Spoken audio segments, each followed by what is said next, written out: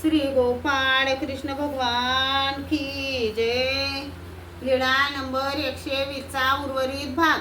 मग परमेश्वराच्या वियोगाने त्याला दुःख होते आणि परमेश्वराचे स्थान प्रसाद भिक्षुक वासनिक पाहतो ते पाहून अधिकच दुःखी होतो व म्हणतो हे याचे साधन आहे, परंतु तो साधन दाता भेटावा की असे त्याला कशानेही सुख समाधान नाही। अशी अवस्था झाल्यानंतर मग परमेश्वर त्याला लवकरच पुन्हा संबंधी जन्मून शब्द अपरोक्ष सामान्य विशेष साधन देऊन आपल्या निजानुभूतीचे साध्य देतात।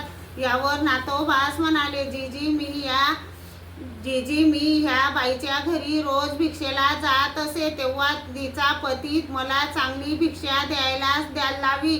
त्यांच्याशी मी चांगले बोलत असे, निरूपण करत असे, त्यांच्याकडे जे मागितले ते तो देत असे, परंतु उचित काळी देत नव्हता आणि मी त्या बाईशी काही बोलत नव्हतो, परंतु हिला जे मागितले ते योग्य वेळी लगेच देत असे। या सर्वज्ञ म्हणाले, पुरुषापाशी स्त्रिया स्नेहाळुआ पण जेणे संबंधे विकारू उपजे ते याचा असंबंधू की जे। भट्टोबासांनी विचारले, जीजी नित्यविधीत निमित्तविधीत सन्निधानात असन्निधानात जड चेतन पदार्थ असतात, त्यांच्या संबंधाने विकार उत्पन्न होतो तर कसे करावे? सर्वज्ञांनी म्हटले, विषयाची एका सनी न बेसावे। भट्टोबासांनी म्हटले, जीजी अघातिक होऊन एका आसनावर बसण्याचा योग आलास तर कसे करावे? सर्वज्ञांनी म्हटले, विषया साक्षी न टाकावे।